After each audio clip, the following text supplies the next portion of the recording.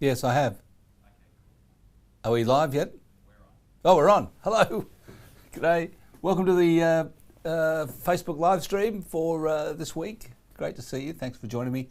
Now, I've just been listening to Blood, Sweat and Tears at Chicago. Blast from the past. It's because it's Dave Clayton Thomas's birthday today, who's 77. And Peter Cetera, who's the lead singer of Chicago. Now, you probably don't know what I'm talking about, but these were two bands from the 70s that I used to love. I went to see them both at Festival Hall, and they're big bands. They have brass, trumpets and trombones, and they were the two big brass bands of the 70s, and they were great.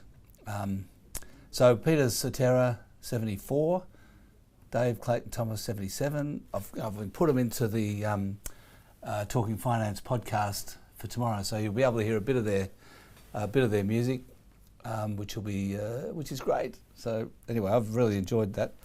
Now remember, the live stream today is general advice only. It may not be appropriate for you, so please bear that in mind. And if you've got any questions as we're going along, please pop them in, and I'll be delighted to get to them if I can. I've got a hard finish at 1:30 today.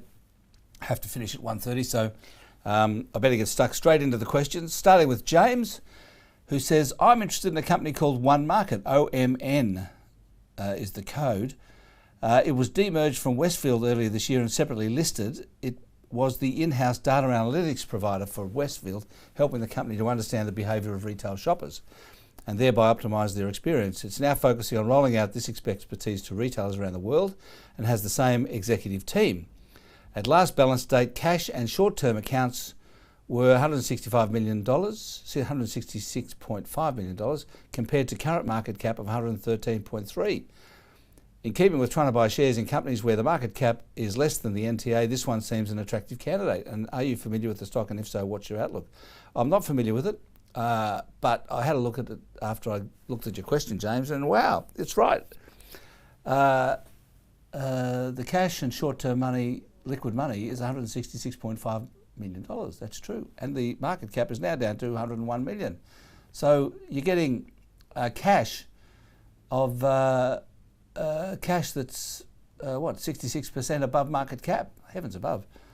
What they're trying to build is a kind of a technology or a retail data network where all of the retailers share their data and then get access to it. I think it's a fantastically interesting business, and I want to interview them. I can't really go beyond that at the moment because I don't know much about it, apart from just the public information. It's based in San Francisco, the company, which you didn't mention, James. So it's not an Australian business; it's global for sure, and it's based in America in San Francisco. So look, I'm interested. I want to interview them. Definitely want to interview them. There's Stephen Lowy, the son of Frank from Westfield, is still the chairman, not executive chairman of the company, and he's no slouch. So yeah, it's on my list. I'm going to interview them as soon as possible. So thanks for that, James. And once we've done that, we can both perhaps together come to a conclusion about the outlook for the company. John says, interested to get your thoughts on Qantas and the earnings prospects over the next 12 to 24 months. Seems to be trading on an attractive PE. Well, indeed it is, John. It's a PE of 11.7, which is a discount to the market of about 30% more, actually. So Qantas is a very good company, well run, in a growing, in a good business that's growing, selling at a discount to the market. So that's a pretty good starting point. The reason I think part of the reason it's selling at a discount is because of concerns about the oil price going up, and so I think that's pretty short-sighted. Who knows what the oil price is going to do? But anyway, the prospects for Qantas are all about firstly Chinese tourism coming to Australia mainly, and once they're here flying around, and secondly, they're in the middle, or they're about 2/3 of the way through a technology transformation of the business. I mean, they are. I don't fully understand everything they're doing, but what I read is that it's a complete transformation of the way that the company runs in technology. it's going to take a couple of years to do it. They're 2/3 of the way through it, and it's apparently a big deal. So look, I think Qantas is a very interesting story. I've been looking at some broker reports. They've all got the target price about $1 north of where it is now, well into the sevens. It's currently $6.60 or something. So look, I'm a big rap for Qantas, to be honest. I think it's a terrific company, and the fact that it's selling at a discount makes things even more terrific. John says the last round of mortgage rate hikes has been justified by the banks due to rises in the BBSW, which stands for Bank Bill Swap Rate, a 30 or 90-day short-term funding rate. I'm surprised the banks still seem so dependent on short-term wholesale funding. They don't seem to have learnt anything from the GFC. Are you able to talk with any of the bank CFOs and ask how their funding has changed since the GFC and how they'd mitigate the risks in a future market crisis?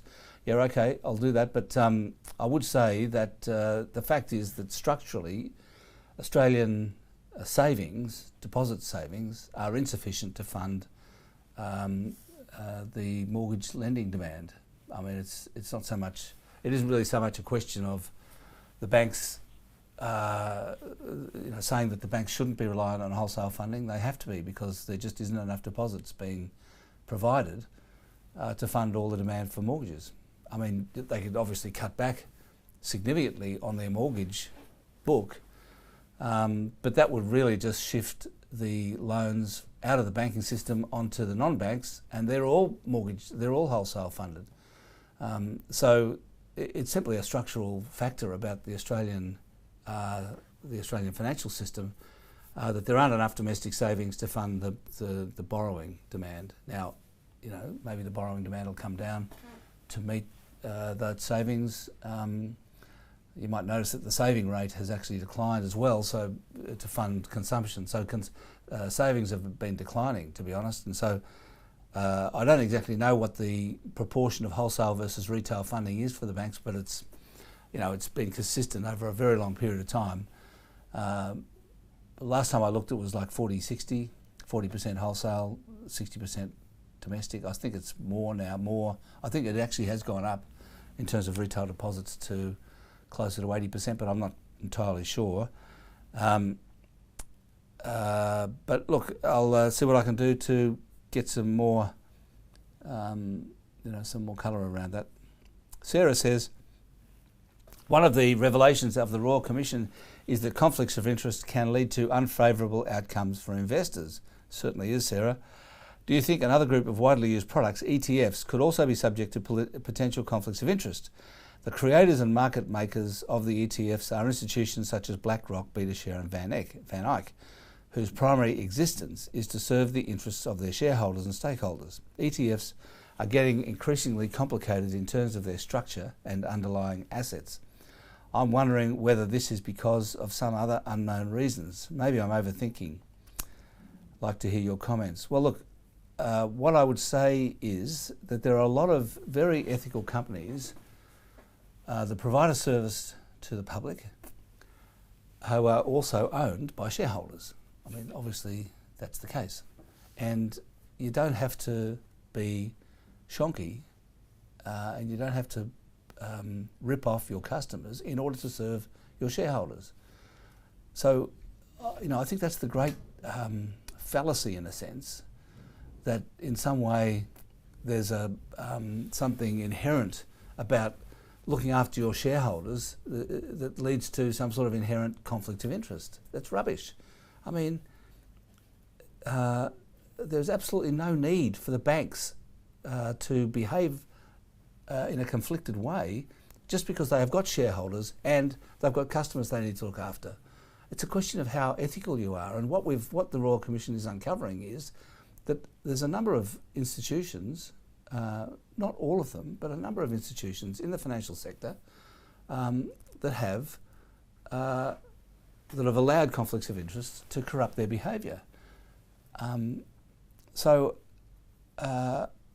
it isn't necessarily the case that just because BlackRock, BetaShares, Van Eyck that their primary existence is to look after the shareholders, that doesn't mean necessarily that they've got a conflict of interest or that they're going to rip off their customers. Because most companies understand that the way to look after your shareholders is to look after your customers. That is true. So I know the people I don't know the people at BlackRock, but I do know the people at BetaShares pretty well. They are not corrupt. I mean, you know, this is a bunch of people in Sydney, family ownership really, and they understand that in order to look after themselves and their own wealth, they need to look after their customers, and they do.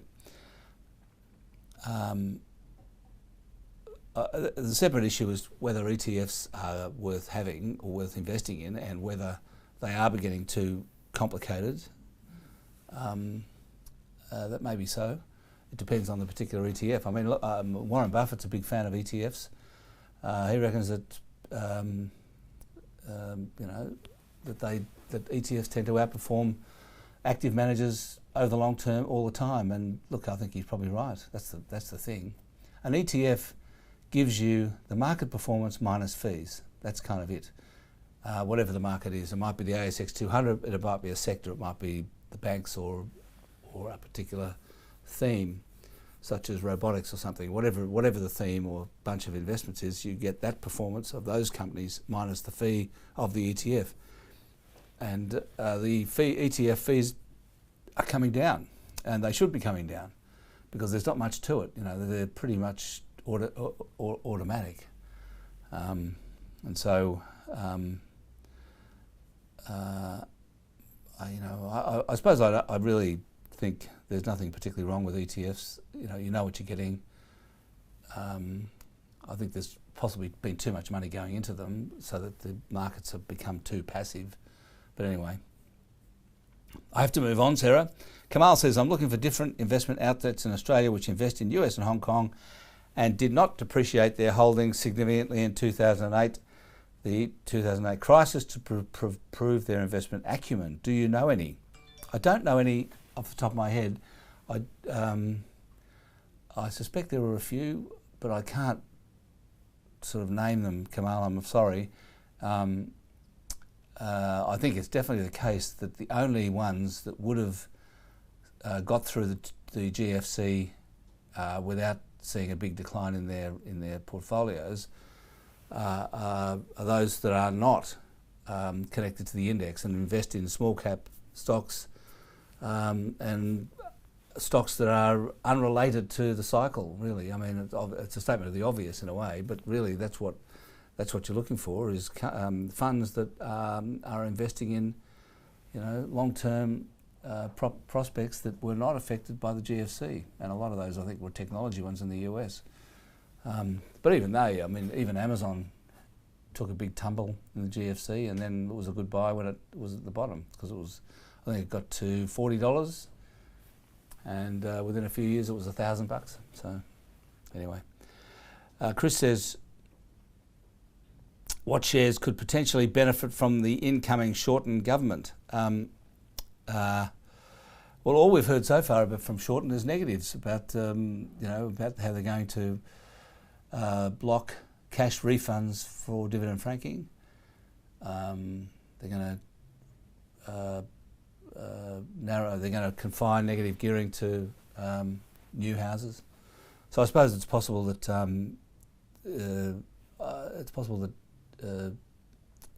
housing construction companies will benefit from the shift in negative gearing to new properties. That's possible. I suppose it's also possible that companies that are not high yield businesses might benefit to some extent, because people will move their money. A lot of self-funded retirees might move their money out of high yielding 100% fully franked companies into companies that yield less. That's possible. But I'll have a look at possible other ones. As I say, all we've heard so far from Shorten, I mean, we'll hear more positives during the campaign. So I think it's something to keep an eye on, but I'll devote a future overview to this subject. Chris? Pete says, Some may say that there hasn't really been a party until I am late to it. With that in mind, I would like to ask your opinion about the booming demand for batteries. What is the best way for a small SMSF to gain exposure to this trend? Should growth investors be looking at direct investment in a lithium producers? And if so, are there any companies that you like? Finally, and thanks for making it this far, might a battery tech or lithium ETF be a better way? I think it would be a better way, Pete. There aren't any as far as I know. There may be one or two in the US, but I don't know of any on the ASX that are focused on batteries and lithium. There are a couple of companies I like. One's called Targa Resources. They're a graphene business. They're focused on batteries. There's a business called Clean Tech, which is producing cobalt, also for batteries. And the lithium company that, what is it called? Pilbara Minerals, I think. Look, the thing is that with lithium, there is definitely going to be a boom in demand. I mean, clearly, lithium and the other components of batteries, such as cobalt and graphene, are becoming the new oil. And so, it's clearly the case there is going to be a big demand for them. The world is switching to electric vehicles and batteries connected to houses, large-scale batteries, small batteries. Batteries are going to be everywhere. Two problems with it. Firstly, the supply is also increasing rapidly. Tremendous amount of increased supply, and the trouble is that although we've got used to and understand the demand-supply situation with oil, and it does change a bit. We've seen a big increase in oil supply from the shales producers in the US, but we've seen 100 years of study and dealing with oil supply demand. Everyone gets it. With the battery components, it's still early days. Nobody really understands what's going on. We've got a big producer in Chile called SQM, which appears to be becoming dominant and is starting to get into a position where it's able to control the lithium price. And so there's a lot going on in the lithium market that is concerning, I guess you'd have to say. It's difficult to know what the supply situation is going to be, how much is going to come online, how much of it's going to be brine lithium from South America, and how much of it is going to be hard rock lithium from Australia. And how many are there going to be? What are the deals that they've got? What about cobalt? So look, there's tremendous amount to know about, and it's, as I say, it's early days. And the other problem with it seems to me, is that technology is still developing. We don't know exactly what's going to happen. At the moment, it's true that lithium batteries are what's powering the cars and the batteries for electricity. But there's lots of work being done to come up with other technologies, and so I think there's, if you invest too much into lithium or one of the other battery components, you're out there. You're really exposed to technology in a way that is, you may not want to be. So, Peter, I wouldn't. The answer is, I think the answer is yes. It's a good idea for an SMSF to gain some exposure to this market, but you wouldn't want to put too much into it because of what it is, what's going on, and the potential risks associated with it. I'm going to have to start moving along here. Bev says, I'll have to get to that one later, Bev. I'll answer it online. Rod, there's a couple of questions about RCR Tomlinson. So I talked about that last week.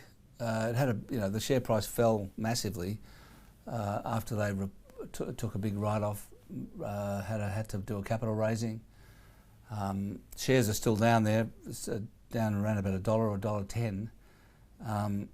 We've put in a bid for to interview them. The problem is that they're between CEOs. They fired the CEO because of what happened. They're out there looking for another one. I've tried to talk to the chairman, whose name escapes me, but he's kind of keeping his head down. So I just can't really tell you much more about RCR Tomlinson. Like, I think it might be an absolute screaming buy. That's the thing. And this is really why I want to get them. The stock has fallen a long way because of an event, and quite often an event like this creates a buying opportunity because it's a once-off. It doesn't really represent underlying problems with the business, and that's certainly what they're saying at the company. They're saying, listen, this was a one-off. The business is fine. We've had to raise money because of the write-down, which would have breached our covenants.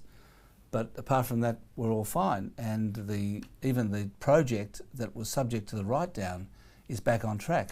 Now, I have no way of confirming that. I'm just telling you what they're saying in the company. And if that's correct, it is an absolute big buy, no doubt about it. But I can't really confirm that until I talk to them.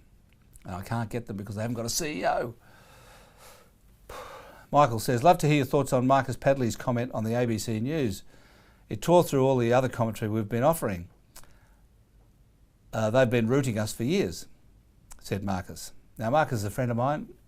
He has a way of cutting through, and using the word rooting on the ABC News was an excellent way to do that. He was referring, of course, to the Royal Commission, and he's right. They have been. So that is my thought. Marcus is right, and he's great. Marcus is fantastic. Nicholas, I've read a fair number of conflicting forecasts for lithium. Now, we've talked about lithium. What is your opinion of Automotive Holdings Group? They have about a 7% fully franked dividend. To be honest, I don't have much an opinion about them. You're right, they have got a decent dividend. It's fully franked. People are going to keep buying cars, so I don't know what's going on with them. Let me have a look at their share price, because they, I don't even know what they've been doing, to be honest. Yeah, they've come down. Goodness me, that's why they got a decent yield. The stock's come down from $3.80 in March to $2.27 now. So they've had a shocking time. Poor shareholders. Dear, oh dear. That's terrible. I don't know what's going on there. I'll need to put them on the list. We'll get them on the phone and find out what the hell's going on. Why have they come down? I just don't know. That's Bev. Sorry about that, Bev. I'll find out. John says, South32 went ex-dividend today and it has gone up. Don't stocks usually go down? Why has this bucked the trend? I wrote a covered call on the stock yesterday at 366, thinking it'd go down, and as I type, it's 372. Yes, that's a pity, isn't it? Yes, they do usually go down when they have a dividend. In fact, the dividend just comes out of the stock. But the thing is, the dividend in this case, was the dividend. I'll tell you the numbers here, because basically it means, so the dividend was $8.42. Sorry, 8.42 cents, not $8, 8.42 cents, and the stock went up 8 cents. So 8 cents has come out and it's gone up 8 cents. That means it's effectively gone up 16 cents. And that's kind of the same as the other stocks. So say Oz Minerals, which is a similar business to South32, has also gone up about the same, 3%, 3.5% today. So what you're seeing is a bit of a rally among the mining stocks.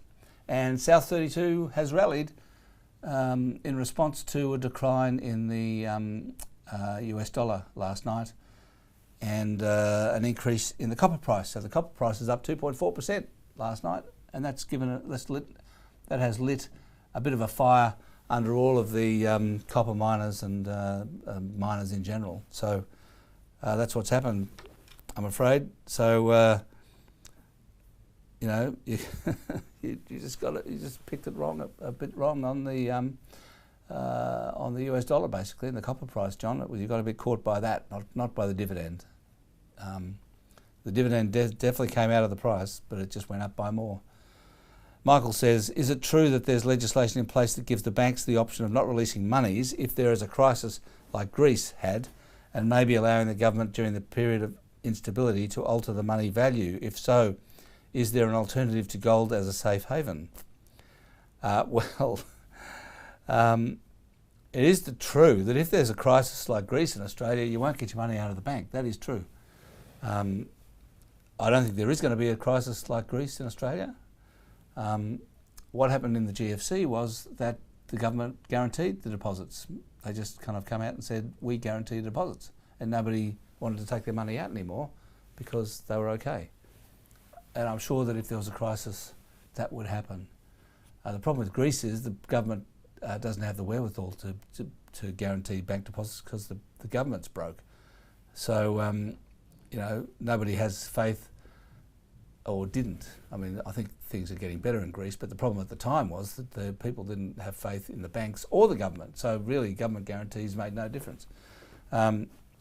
Is there an alternative to gold as a safe haven? Well, what everyone's talking about is Bitcoin as being the new gold. I don't think so. Well, it doesn't look like it at the moment. Mind you, the Bitcoin price has kind of stabilised. It's obviously down substantially from its peak, but it has stabilised. It's around about 6,000, 6,500, I think. It's been around about that for months. So, you know, maybe it's settling down. Maybe Bitcoin is the new gold. I just don't know. I think that you know, I think Australian banks are safe, really. I don't think there's any need to take your money out of the banks. Mind you, they're not giving you much interest. I mean, even on a term deposit, you're not getting much, and certainly you don't get it much at call deposits. So I think your money is safe in a bank, but it really, as an investment, is shocking, and you're not getting enough return. So there we are. Remember, the live stream today was general advice. It may not be appropriate for you. And it's been great talking to you. Today's Talking Finance podcast, it's got Ian Harper, who's the director of the Reserve Bank. And he's also the dean of the Melbourne Business School. So he's an old friend of mine, and he's talking about the employment data this morning and the economy generally. We've got Patricia Karvelas from ABC Radio National Drive, universally known as PK, always got something interesting to say. And she's talking about markets, talking about politics. Markets is Michael McCarthy at CMC, and we've got a bloke from Deloitte Access Economics talking about their retail forecast. And we've got a piece by Percy Allen on American stock investors, and we've got Money Cafe coming up. So have a great week. It's been terrific talking to you as always. Thanks a lot. And I'll see you on Saturday morning in the overview. See ya.